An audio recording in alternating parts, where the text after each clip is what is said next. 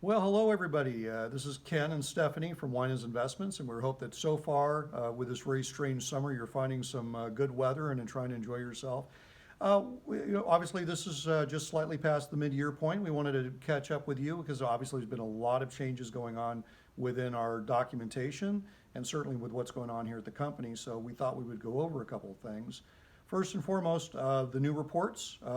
We did mail them out, even if many of you did not want it in printed form. We thought it was important to see it. But I hope you like the new reports. I think it's the best report we've ever had in this company's history. It really spells out what's going on within the portfolios. And as I have met with clients, the meetings have been much more productive and a better sense of what's really going on in their portfolios. I would bring up the portal, the actual, what we call cloud-based portal, I guess would probably be a good way to look at it. If you have not set it up yet, I would encourage you to do it. There's a lot of additional information on there. And again, what's happening with client communication with us is that they have a chance to review other videos that we've done in the past, other reports we've written, like certainly Stephanie's new report that's coming out very shortly. But you can go back and look at that. So when we have our meetings, we're not going back and reviewing things unless it needs to be gone over. And then, Can I mention one sure. thing? With the portal, Amy, Mindy, Brittany, we've all tried really, really hard to get everybody onto their portals. Obviously, we have several hundred clients. It's been a big undertaking to try to really actually get in touch with everybody. Hundreds of clients. Hundreds of clients, and not everyone's available. We've tried really hard. You would have received an alert about your quarterly report, even if you hadn't had your portal turned on. We can see that there were a couple dozen people that just logged in. If you saw that email, don't worry, it's not like a phishing email or anything. That's a security issue. That is actually from us. We are actively still trying to get back in touch with everybody. We're down to the last 20% or so. So don't be surprised if you get a couple more emails from us, or we're calling you. We're trying to get everybody on. The feedback from our portal, from the client dashboard, has been extremely positive. And so we just want to have everybody, have that turned on, and we look forward to everybody, being on it. And we know that with any new system, it takes a while to get used to it. Don't be afraid to call back and ask for a rehearsal or a reorientation on it. We did it to help you. I mean, we work for you, and we thought this was something that would help you. And obviously, it's a very secure system with all the talks going out about, hacking and all these other things. It is something we have a high degree of confidence in ourselves. So let me jump into the markets and where we're at with things. And let's just talk about where we started the year and where we are right now. I am of the opinion, as you know, I've been in this game a very long time, and I am used to looking, and our research is geared to try to look and detect changes in market conditions in the intermediate term. We're not here to try to pick a top or a bottom, but we are here to assess risk of being invested in any period in time. So basically, and obviously the markets have responded very well to this year. I do think a lot of this is because of artificial stimulus by the Federal Reserve. The economic data, a good example is just through the summer, we've had mixed messages coming from corporate America, certainly from global companies. There's a lot of things going on that still make this a very strange environment. We purposely have been holding back cash. It's not that the stocks you have or the bonds you have are performing poorly. It is that we elected to not necessarily jump in on what I see is, I actually do think that we're within the last throes of a very long-term bull market. It doesn't mean it's going to be a replay of 2008, but it does mean that a standard bear market, the market gives back 20 to 25% of its gains from high to low. I do not think that is too far in the distant future where we'll see that happen. With that being said, there's a lot of volatility underneath the surface. If companies miss their numbers, they get punished. It's just that simple. We saw that with the airlines last week. So a lot of these stocks that had a very good run in the first quarter are now showing a lot of volatility. Also, I must talk about seasonal volatility or seasonality to the markets. As you know, that we do a lot of research on market history, and it's very typical that the summertime, and I'm going back to 1970, which is the last major inflation cycle that this country had. Summers are not good. Summers are very volatile. Summer volume is not high. And summertime rallies typically are short-lived, and there are general pullbacks in those going in from August, September, October. As typical of we've done in the past, I usually agree that it's a good policy to commit, even if we're not 100% sure about the economy, the seasonality of the market dictates that we step in and buy going into the fall. We will do the same thing we've done in the past. I fully expect that there will be virtually no cash in the portfolios at all. With any kind of pullback in September, October, we will step into that pullback, and that we'll certainly play that game as we've done in the past. I would also throw in very quickly the inflation situation. There's literally a tug of war right now between the inflation situation, which, by the way, in the long term, I know many people talk about, I'll make more money, interest rates will go up. Folks, these are not generally good things. I mean, for those of you who remember the 70s inflation cycle, I don't think anybody gleefully looks back at that period of time and says that was a great economic picture. It wasn't. It had its challenges. But what I'm saying is this: we have a tug of war right now between the, very clear in my mind that the inflation cycle's kicking in. I do not think that this is temporary. I think this is a permanent part of the economy for the foreseeable future. And whether or not companies continue to grow and operate well within that environment. Clearly some companies will do well. Part of what we're waiting on right now are the earnings reports that come out from the companies. We have a list of about 20 companies that we're targeting that we'd like to buy. I would like to see their earnings reports before I buy them, just because I want to see how they're doing. I just do not want to step in. And although certainly my caution was probably early, I do not think I'm wrong about this. I've been studying markets for a long time, and although I might be early in caution, again, I just think that you're risking two to go after one, and you got to be very careful in that kind of environment. Stephanie, you want to add anything? We've been noticing in the market we were just discussing today. We just finished up our investment committee meeting. You know, like the advanced decline rates are slowing down. You know, less companies are advancing than they are declining.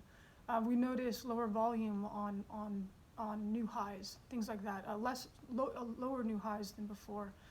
We've noticed that, you know, the unemployment numbers came out today. They were dreadful. You know, and seasonality-wise, we were talking about it. August and September traditionally are terrible months. I mean, they just are. You know, so we've been cautious. Yes, throughout the year, we're noticing a lack of leadership now. The second quarter, it was kind of oscillating and jostling for who was going to, and every other week it was somebody different. It was industrials this week, then tech had a good week, then energy had a good week, and then retail had a good week, and then they got slaughtered the week after. It's been a really weird summer and market to operate in. We do feel that the remaining part of the summer, August and September, are going to be not great. And so we are going to be cautious. The names we'll buy are the ones that have seemed to shrugged off everything that's been going on this summer, bad news, or, you know, this new COVID Delta strand that everyone's concerned about. That's why Monday was such a bad day. And so we're going to invest with who we're comfortable with, be cautious through here, and then in the fall, you know, traditionally it's a really good run into the end of the year for the holidays. And that's when we really want to be more aggressive on our end. And I think that's the plan that we have for this ending. You know, Ken and I have discussed it several times. The big telltale trigger is going to be, you know, when rates go up, when the Fed changes their posture. That's it. This bull market, this, you know, joyfulness that everyone's been having, that's when we're gonna see real change in what happens, and that's what we're waiting for. We're seeing the inflation tick up. Rates are gonna have to go up. We don't believe that it's transitory, as Powell likes to say. It's not a supply issue or a bottleneck. We feel, and the employment numbers kind of bear it out, that this bottleneck that they're talking about isn't changing anytime soon. So what happens when you have another quarter of really bad inflation and then another quarter? You know, at some point, probably not in the holidays, which is why we agree that the holiday season will be probably strong. People like to spend, you know, they're very happy COVID is getting better, you know, whatever that, you call that whatever that is. But they'll spend for the holidays, and then I think reality is going to, you know, set in that prices are ridiculous. People are spending way too much money. Still not enough people are back to work. Rates will go up, and that's the confluence of a perfect storm of when the market's going to pull back. That's our speculation. I'm not one to call, you know, it, but I think that's going to be the situation that happens. that'll signal this is over for a Yeah. while. A couple other things that would come up. I've been meeting with, clients are actually coming back to our offices now. It's a pleasure to see people again. You know, I think you've been able to see us on the videos, but we've missed seeing folks, and a big part of what we offer is that customized care and service that you've been used to getting through the years.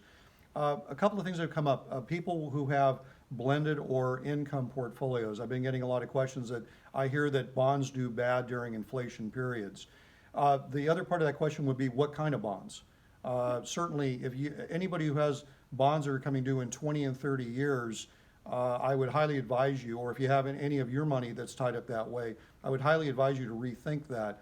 Long-term bonds do not do well when there's an uptick of even mild or of relatively benign inflation, but still higher than today. They will not do well. The bond strategy we have, which is, remember, I was born in the investment world of the 80s, and we remembered inflation very well. Our strategy was built on a laddered policy, meaning that we have some bonds coming due in periodic periods of time, and they're generally shorter term. So our bonds will hold up very well in this environment. And in fact, the good news is when bonds do come due, we will be able to reinvest it at hopefully higher yields, which means the portfolios themselves will adjust automatically for giving more income to inflation. So I'm not that worried about our income side.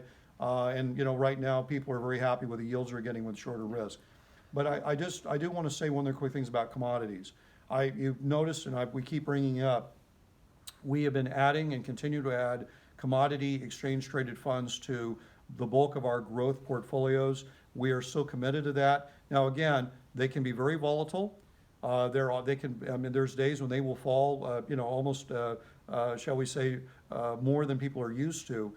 But if we are correct about this cycle of inflation continuing, then I think that the commodities will be a part of everybody's portfolio for the foreseeable future. I don't see any reason to take them out. I do see them as making money on the growth side. So how we make money, whether it's on an individual stock or it's in a commodity ETF, that's our strategy going forward.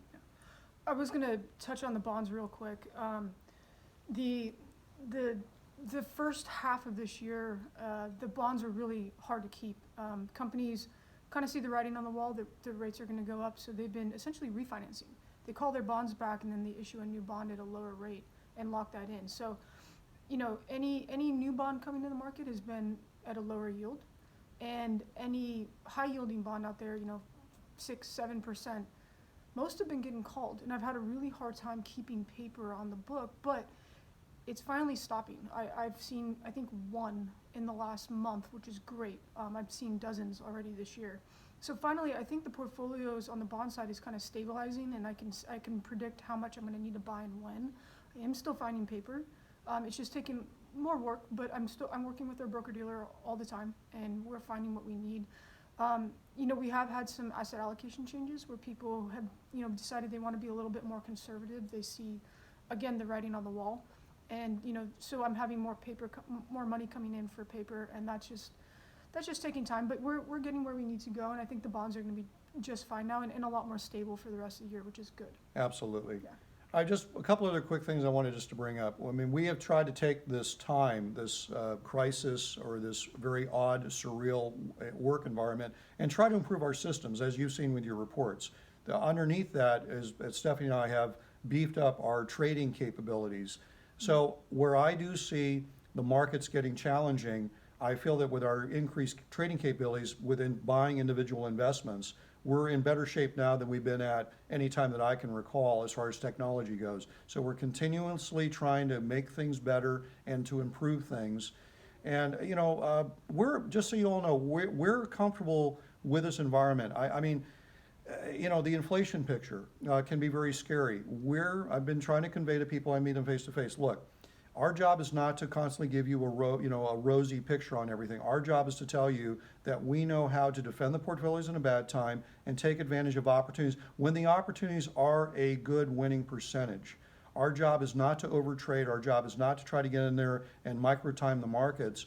And I just think that, the folks who were asking about Bitcoin, there's again something that's very odd. There's something that loses half its value in a year. Again, where people start getting greedy, and they want to go after that little bit. Folks, I've been in the game a long time. I saw these same attitudes in 1998, 1999 on going after tech stocks. I saw these same attitudes in 2006 and 2007 regarding real estate. You know, this is just speculative excesses, and you've got to just not buy into the hype. You know, just trust that you have a good strategy, and in the long run or intermediate run, it will work out. But you do have to ask yourselves, if you decide to change your allocations and you want to be more aggressive, have you thought through what if you're wrong? What if the Fed's wrong? What if this thing turns, like COVID-D really does turn out to be a nightmare? Are you going to be comfortable with doing that at these levels? And that's all I'm trying to caution everybody on. Be careful. There's times to just let things play out. You know, markets don't go straight up forever. They just don't. It's very typical. And if they do go straight up forever, the falls are harder. So we do not want that. So anyway, Stephanie, what else would you like to add?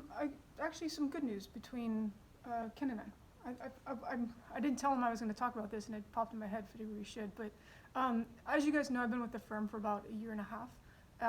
I love it here. I like working with Ken. It's a great shop to work with. Ken has always given me an immense amount of respect, and it's mutual.